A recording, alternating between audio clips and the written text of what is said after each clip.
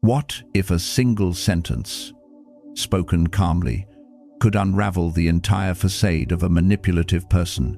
I'm not talking about an argument or a confrontation. I mean one precise question that targets the very core of their fragile identity. The narcissist doesn't inhabit the real world. They reside in a carefully constructed stage play, where they are both the star and the director. They aren't looking for genuine connection. They are addicted to the spotlight of admiration. The Stoic emperor Marcus Aurelius observed that those who pursue applause are often fleeing from truth. They are performers, experts in emotional manipulation, skilled at projecting tears, charm, or blame exactly when it serves their purpose. But their entire act depends on one thing: you staying in your assigned role. Their disguise doesn't crumble from your anger, it shatters the instant you step off there. Today, you will learn that one powerful inquiry, a question that penetrates the performance and reveals the void behind it. To grasp why this is so effective, you must first see the narcissist's true nature and the psychological game they are running. Welcome to Stoic Mindset Mastery. If you find power in stillness and clarity in purpose, subscribe and join our community. Let's begin. Part 1. The Illusion of Grandeur. A narcissist's confidence is not strength. It is a fortress built on sand. They do not live for self-awareness. They live for the validation reflected back from others, like a painting that only has value when someone is looking. Do not mistake their skill. They are often incredibly charismatic, articulate, and persuasive. They have studied what people desire to hear. In professional settings, they position themselves as the indispensable leader. In relationships, they play the ideal companion until the mask begins to slip. As long as they are receiving praise, they can be generous and captivating.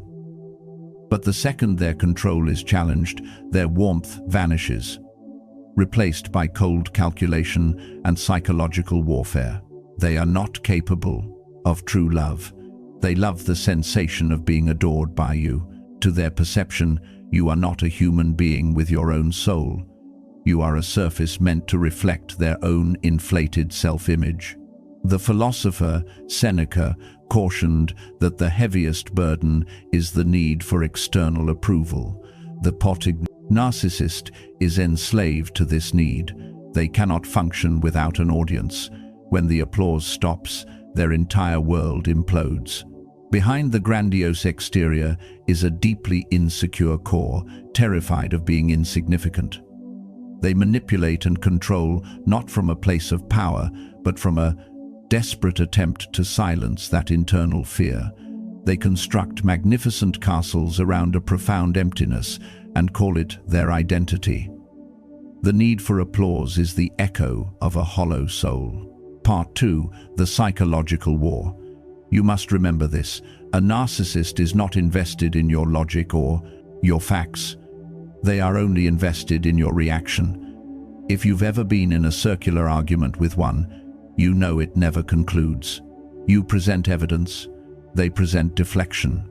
You speak of reality, they craft a new narrative.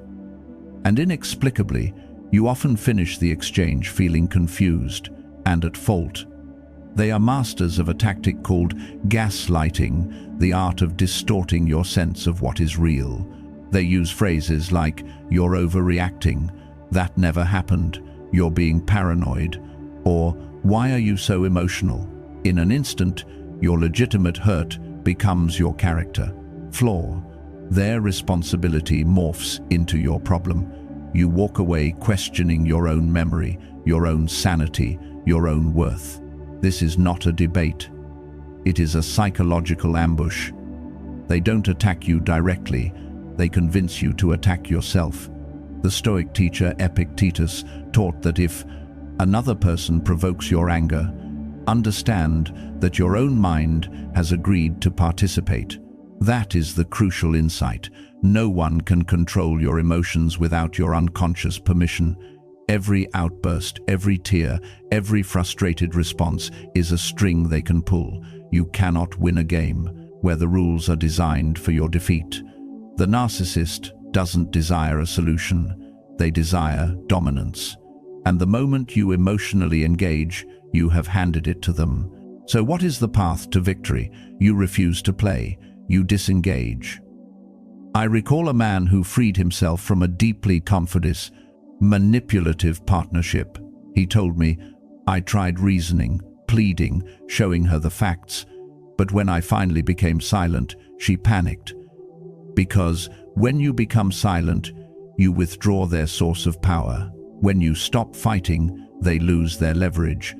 When you become indifferent to their opinion, their foundation crumbles.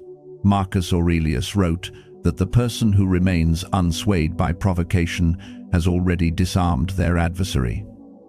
This is Stoic strength. Power derived not from retaliation, but from absolute self-possession. Part 3. The revealing question. Most people fail in these dynamics because they attempt to reason with the illusion. They try to force the narcissist to see reason, to confess, to feel remorse. But you cannot drag someone out of a fantasy they cherish. For them, truth is the ultimate danger, because acknowledging it would mean confronting the weak, fragile person they truly are, and that is their deepest terror. However, there is a key. No yelling, no accusations, no debate, just one calmly delivered question, a query that creates a fracture in their persona. Look at them directly, with complete calm, and ask, "Who would you be if no one was ever watching?" And then you stay quiet. Let the silence do the work for you. In that moment, you have removed their essential fuel, external validation. The narcissist has no concept of a self that exists without a spectator. Their identity is a performance. Without an audience, there is no show. Without recognition, they are utterly lost. When you pose this question, you are holding up a mirror. But this mirror shows no glorious reflection, only a blank space. And, for the first time, they are forced to gaze into the abyss of their own meaninglessness. They may scoff, deflect, or try to mock you. "What a ridiculous thing to ask," they might say. Do not be deceived. Internally, they are unraveling, because at their core, they know the honest answer. No one. They would be no one. I knew someone named David, entangled with a partner who appeared flawless, intelligent, successful, and incredibly attentive. He felt their bond was fated, but soon he noticed a pattern. His own feelings were constantly invalidated. If he felt down, she would say, "You're killing my vibe." If he needed support, she would pivot the conversation to her own achievements and talents. Gradually, David felt himself fading. His spirit was being eroded piece by piece. Then one evening, he looked at her and asked, "If your successes were completely private, with no one to praise you, would they still matter to you?" She stared back, her expression turning icy, and replied, "Of course not. What's the point of winning if nobody sees it?" He hadn't been loving a person. He had been admiring a carefully crafted sculpture. Your silence is the armor they cannot pierce. Part 4. The Stoic Sanctuary. Detachment here is not about becoming heartless. It is about reclaiming your inner sovereignty. When you cease reacting according to their script, you dismantle their entire control mechanism. When you refuse to show anger, they lose their footing. When you no longer crave their acknowledgement, you break the cycle. When you choose quiet, they are left alone with the deafening sound of their own emptiness. A Stoic does not seek to harm. They seek command over their own inner state. Seneca noted that the desire for payback is a confession that you are still wounded. And Epictetus reminded us that our peace can only be disturbed if we willingly surrender the keys. Your greatest defense is not a counterattack. It is a strategic withdrawal of your psychological energy. The narcissist retains power only for as long as you still hope they will understand you. The day you release that expectation, they become powerless. I recall a woman, manipulated for years by a close friend who constantly made her feel inadequate, never loyal enough, never supportive enough. One day, she simply stopped. She didn't justify, argue, or seek closure. She just quietly stepped away. And almost immediately, the friend vanished from her life. The source of fuel had dried up. The silence had starved the dynamic. That quiet withdrawal was not surrender. It was a profound declaration of self-respect. Conclusion: your unshakable core. The next time you encounter a narcissist, hold this truth. They are not villains. They are deeply injured individuals, imprisoned by the false self they created for protection. Your task is not to defeat them. It is to stop endorsing their fiction. And if you wish to see their true face, do not scream. Do not plead for decency. Simply pose one question: who would you be if no one was ever watching? That inquiry is a window into their spirit. And in that view, you will witness what they fear above all else: their own authentic, unadmired self. They are terrified of being irrelevant. They dread the quiet where their performance cannot be heard. But you do not share that fear. Because when you elect silence, when you choose to turn and walk away rather than engage, you have already secured the most important triumph, the triumph over your own need for their validation.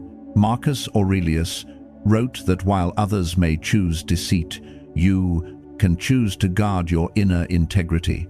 That is Stoic power, not found in controlling others, but in mastering oneself. Serene, unmoved, invulnerable. Remember, you cannot cure a narcissist, but you can absolutely liberate yourself by refusing to let them dictate your worth. The moment you discover the strength in quiet composure, the moment you no longer require their admiration, you become something they can never truly be: a free and whole human being. So continue your path with insight, with tranquility, with unwavering self-command. If this message found a home within you, share it with someone who needs to reclaim their inner strength. Join us at Stoic Mindset Mastery. Subscribe and start your own journey toward mental fortitude. And please, like this video. It supports the channel greatly. In the comments below, write this one line to affirm your resolve: I choose my peace over their drama. That decision is where your true freedom begins.